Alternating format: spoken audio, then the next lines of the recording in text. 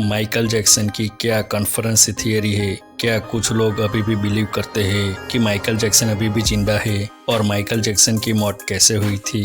क्या वो एक खून था और ये एक खून है तो ये किसने और क्यों करवाया? आज इस वीडियो में हम यही सारे सवालों के जवाब ढूंढेंगे। माइकल जैक्सन से बड़ा आर्टिस्ट ना कोई था और ना कभी कोई होगा। माइकल जैक्सन खुद में एक ब्रांड था। माइकल जैक्सन के इतने सारे डाई हार्ड फैन थे कि माइकल जैक्सन शो में एंट्री करते समय सिर्फ खड़े भी रहते थे तो उनके फैन उनको देखकर बेहोश हो जाते थे। माइकल जैक्सन एक बड़ा ही स्मार्ट बंदा था। माइकल जैक्सन और सोनी चैनल ने बहुत ही लंबे समय तक एक साथ काम किया था। माइकल जैक्सन के बहुत सारे गाने सोनी के थ्रू बाहर आए थे। इससे माइकल जैक्सन और सोनी ने बहुत सारे पैसे कमाए थे और बाद में कुछ ऐसा हुआ जिससे माइकल जैक्सन और सोनी के बीच लड़ाई शुरू हो गई थी। सोनी ने माइकल जैक्सन के गानों में दखलंदाजी शुरू कर दी थी और सोनी ने माइकल जैक्सन के गानों के लिए पैसे देना भी कम कर दिया था। फिर माइकल जैक्सन ने तंग आकर पब्लिक में ये बात कह दी। माइकल जैक्सन ने कहा कि उसने सोनी का 50% हिस्सा खरीद लिया है और उन्होंने सोनी को छोड़ दिया है। और माइकल जैक्सन ने और भी कुछ बोला था जिससे कॉन्स्पिरेसी थियरी शुरू हो गई थी। माइकल जैक्सन ने ओपनली बोला था कि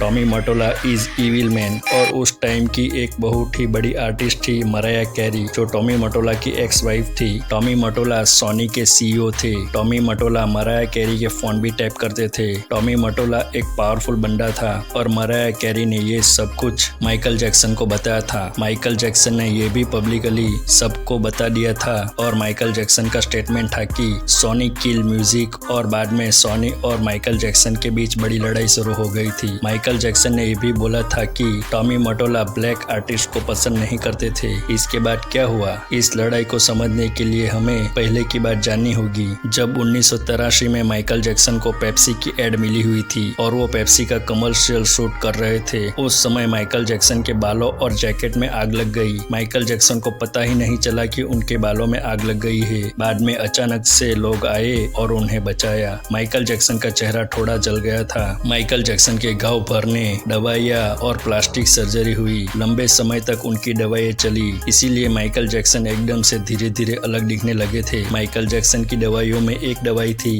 प्रोपोफॉल, जो माइकल जैक्सन को दी जाती थी क्योंकि वो बहुत सोचते थे और इसकी वजह से उन्हें नींद नहीं आती थी। माइकल जैक्सन का एक डॉक्टर था, वो हमेशा माइकल जैक्सन के साथ रहता था और वो डॉक्टर बहुत कम मात्रा में माइकल जैक्सन को प्रोपोफॉल देते थे, जो बहुत सालों तक माइकल जैक्सन को दिया गया। फिर एक दिन ऐसी न्यूज आई जिससे पूरी दुनिया हिल गई कि माइकल जैक्सन की मौत हो गई थी। उसका सारा आरोप डॉक्टर पर आ गया। डॉक्टर ने बताया कि मैंने माइकल जैक्सन को नहीं मारा, शायद यह एक एक्सीडेंट था या फिर माइकल जैक्सन की नॉर्मली मौत हुई है। उस समय सारी पब्लिक डॉक्टर पर बहुत गुस्सा हुई थी। माइकल जैक्सन के डॉक्टर को सजा हुई। उनके अच्छे व्यवहार की वजह से उनको 2-3 साल के बाद छोड़ दिया गया। यही कॉन्स्पिरेसी थियरी है कि माइकल जैक्सन की मौत टॉमी मोटोला की वजह से ही हुई थी। माइकल जैक्सन लंबे समय से म्यूजिक इंडस्ट्री में थे। वो सब कुछ सही गलत बात जानते थे, खास करके सोनी के बारे में वो बहुत कुछ जानते थे। टॉमी मोटोला जानते था कि माइकल जैक्सन को सब कुछ मालूम है।